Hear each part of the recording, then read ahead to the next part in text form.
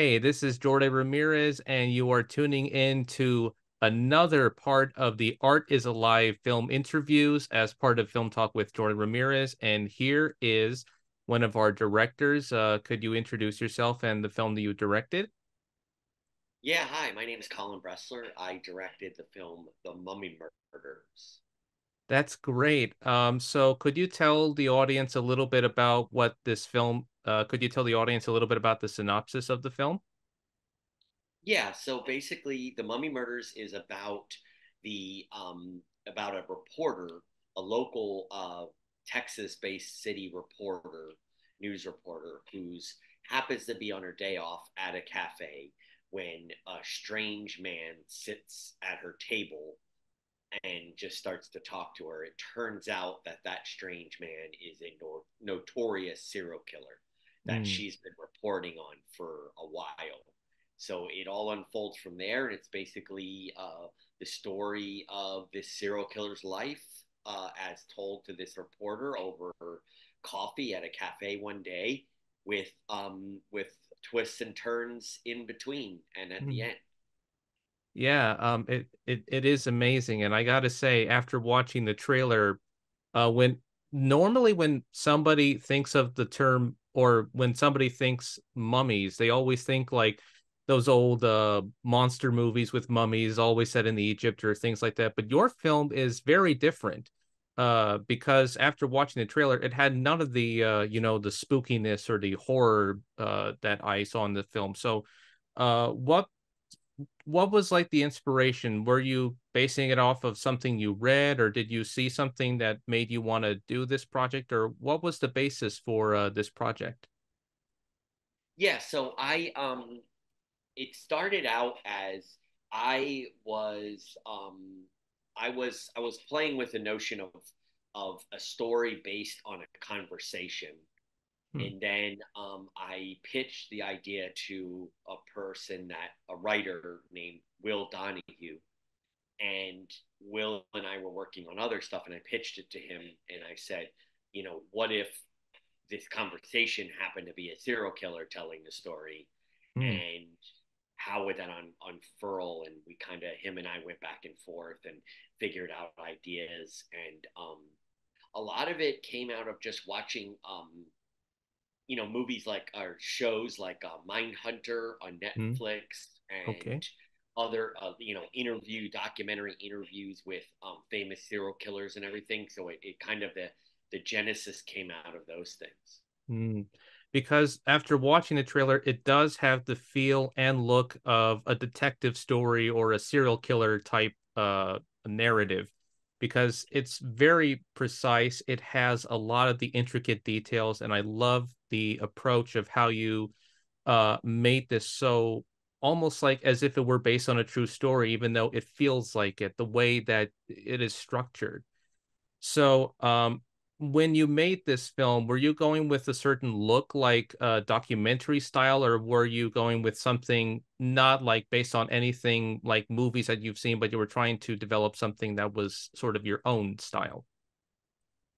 Yeah, I mean, I definitely try to be my own if I can. I of course, like anyone else, am affected by all the things in my environment and Mm-hmm. what I experience through watching films. I love movies. I watch everything I get my hands on. So I mean, I'm definitely coming from different places. I mean, I wanted to create a look of one being that it's a conversation at a table for a Mm-hmm. large part of it, right? I wanted to create dynamic lighting and dynamic, shot selections to Mm-hmm. keep the audience interested, to keep it moving, to keep it having a different feel. So we were very creative about, our shot designs during the conversation. In terms of the sort of flashbacks and sort of sequences outside of the conversation, which there are a lot of, I really wanted to create kind of a very washed kind of memory feel, like we're getting a picture of all this stuff through their minds. And I also have always been, to me, it was important to me to like express the idea that like these you make you question whether these memories are accurate or not, Mhm. and where they're coming from. So it's Yeah. definitely a template of the movie's definitely separated into two different distinct worlds: the world of the cafe and the conversation, and then the world of the story he's telling and the imagery of that. Mm. It is amazing because in the trailer that I watched, I noticed there were a few people who were dressed like they had like the facial makeups. Were those part of the flashbacks, or how did this fit into the narrative that you were creating? Because that got me so curious as I watched the trailer. So the serial killer in this film, and this is not a spoiler or anything, Okay. he is, and then he embalms people alive. Hmm. So, and this was brought this. So when I knew I wanted to do a movie, a serial killer movie, a conversation, right? Then I then brought on Will, and Will brought it home. Will Donahue had worked and does still work to some degree in the funeral home industry Mm-hmm. and embalming. So him and I were going back and forth, like, oh, well, what's the unique angle this this character could take. And so he came back and said, well, what about embalming alive? And he described how horrific that process is if Hmm. someone were to do that and how it would work. So the killer in this film isn't your typical killer, knives, guns, Mm-hmm. strangling, or anything like that. There is some of that in there, but as he sort of learned his craft, so to speak, his Mm-hmm. killing craft, he settled on the embalming alive. And then what he does is once he's embalmed the person, then he paints them Mm-hmm. as an art piece. That Wow. he wants to the killer in this film wants to um, like freeze that person in that moment in their lives. Mm. So that's why he embalms them, and then basically paints them. So he's creating like an artwork. He calls himself in the film the artist or an Mm-hmm. artist. So he does see himself that way. And now a message from Jordan Ramirez for Film Talk with Jordan Ramirez. I want to take a break from this episode to thank my listeners/viewers who watch the videos on my YouTube channel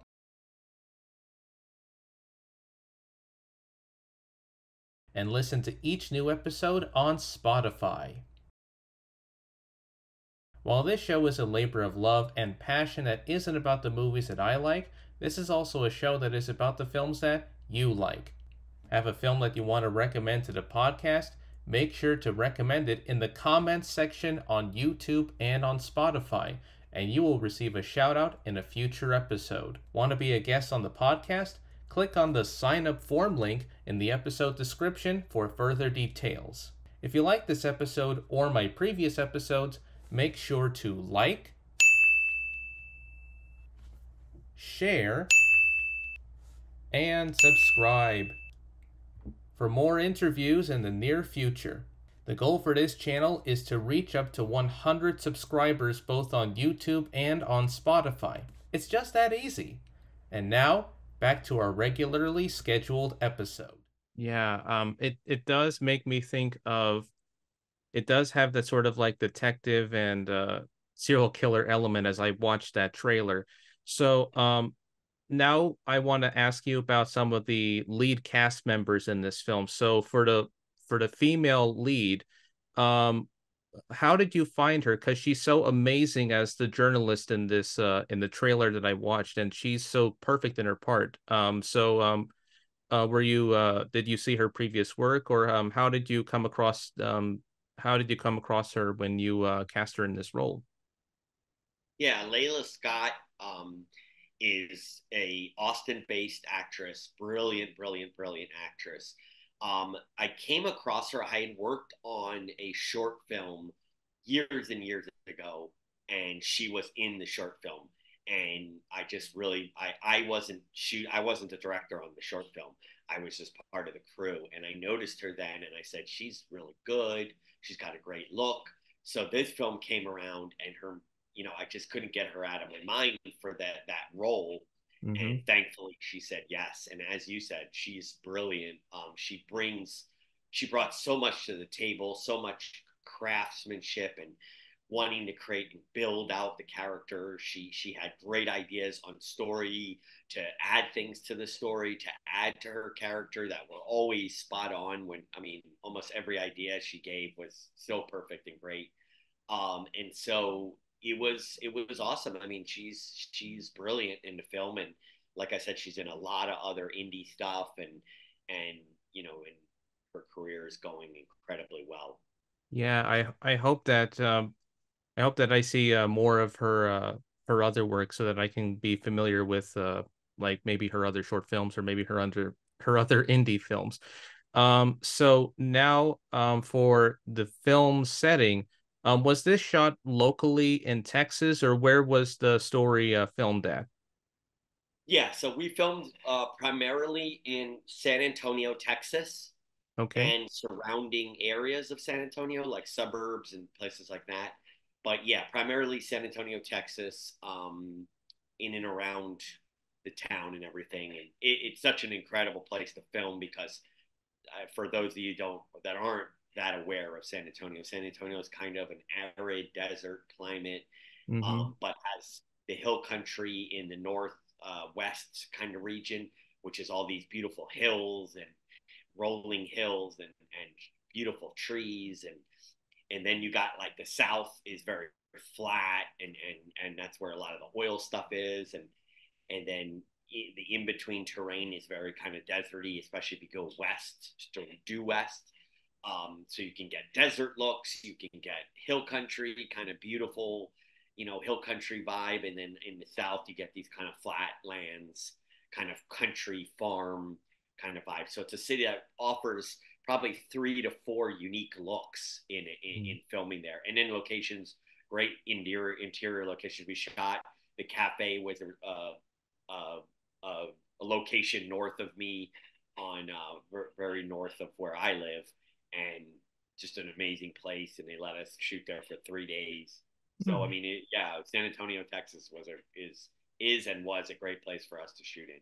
Wow. It's amazing that you got to shoot in and around San Antonio, Texas, and you got to get a lot of what you needed for the film. So now that we've done a little bit of the Q&A, so what do you want the audience to expect when they see this film? Because it's, as you mentioned, it's got twists and turns, it's got a lot of things. It's sort of a non-linear narrative, is what I got from our earlier conversation. So I I hope it's not like something like a Memento or anything like that, is what I'm, because I mean I've seen Memento and it had like two different storylines. I hope yours is not the same thing, like it goes in a different direction or things like that. No, so when I describe the film, I try to, because I know that direct horror expectation sometimes can let people down. It's not a film that's going to just scare you at every turn, right? It's more, I like to call it's more of like a psychological thriller, Mm-hmm. suspense thriller horror, right? The subgenre of horror, of thriller. Um, it's got some kind of gruesome elements in it, through some of the killings and things like that. Um, it, but like you said, it's definitely a linear story. It has non-linear flashback elements to, or imagery talk, just showing his story as he tells it. But it's really, the key is it's kind of like the story of the life and times of a notorious serial killer. Mm-hmm. It's not a true story, so there's not a real person, Mm-hmm. but we tried to make it as real as possible, so it felt very real, so you feel like this this could be a real serial killer. Mm-hmm. um but yeah, it's mostly, it's a linear story as he unfolds the story, and then there's twists and turns, as you mentioned, and it takes place, the conversation in the cafe takes place on Halloween, um, Mm-hmm. of that year in the story, and so there's some Halloween elements to it, and it's, but it's basically, if you're really into that genre, the serial killer genre, and having some kind of twist endings and twisty turny type stuff, this is definitely for you. Um, we did a lot of research into the serial killer world and genres, and I watched a lot of former serial killer films to kind of draw from.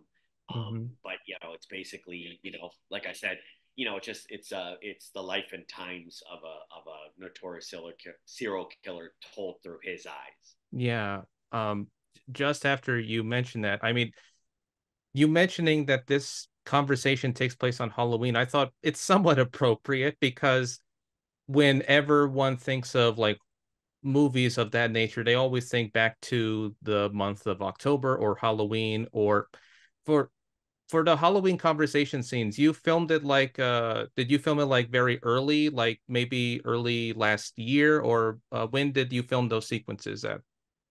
Yeah, yeah, it was actually January. We Oh. shot in January, most of the film. Um, so it ended up, I was worried about the weather being cold. Believe it or not, it does get cold here at Mm, spurts, but typically not like it would in the north or something. But mm, I was worried about the weather, but it ended up being gorgeous for most of the days. Um, we got really lucky. I mean, like I said, the locations all agreed to everything. So, the Halloween aspect was just an aspect of the storytelling. I just thought it would just add a little nugget. It's not like the movie has Halloween scenes where people are trick no. or treating, and it's not like that. It's just that the cafe, we had decorated it to have Halloween stuff in the backgrounds and stuff like Mm, that. And there's a couple of Halloween connotations, but mm. it's not like the movie Halloween or something like that where No, it no, it no. revolves around trick or treating or something, or he's hiding in a suit or something like that. It's definitely not No, that. no. I mean, I mean, I like the conversation that we're having right now. I mean, it does feel like as I'm watching this film, it almost kind of feels like other serial killer movies I might have heard of, like Henry Portrait of a Serial Killer, or My Friend Jeffrey Dahmer, or I don't know if there was one about John Wayne Gacy, or maybe about those types of Yeah, characters, yeah, because on the surface they may seem innocent, but underneath, as you mentioned, because it's a psychological thriller, they have some sort of like psychosis that makes them seem not normal when you go deeper and deeper underneath. But it's, I mean, just watching it, it looks pretty interesting. And uh the killer, I thought, was a pretty interesting character in the trailer. I don't want to give away too much of it because I just want the audience to know about it. But it's good. um, so I noticed that your film was distributed by Gravitas Ventures when I saw the trailer. So how did you how did you get a deal with the distributor for this film? Like how long did this take? yeah. You know what? This one for this film was the easiest, smoothest I've ever had for all my Mm, films.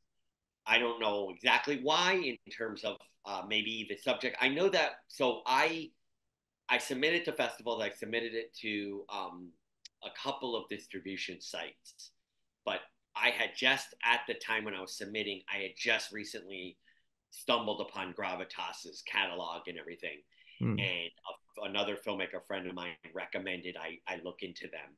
So I on their website they have a portal where you just submit your film for mm, them to look at, which is a really awesome thing nowadays for a lot of independent filmmakers because in the past it was much more like you went festivals and then after that you kind of just waited by the phone and hoped that someone would come a calling.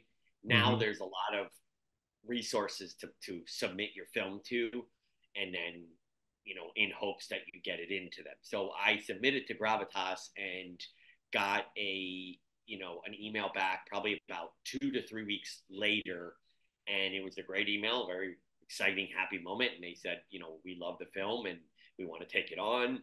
And their reasoning is that they really liked the genre specific nature of it, being horror, being serial killer, thriller, So I probably in the end, I don't know this for sure, but I probably in the end got fortunate because it fit what they were looking at the time, right? Mm. As let's say if I had brought to them a sci-fi or something, I don't know. I don't know if that Mm. would have been what they were looking for at the time. But they specifically, I remember in the letter they said that they're really excited to bring on the film because specifically because of the genre in it and the serial killer area, true crime, all that kind of stuff. So, I got very fortunate with that because my films I've done in the past have taken a lot longer in some cases Mm. where it went through a longer process and it took time and then it eventually got distribution. This one was the fastest process I've ever had.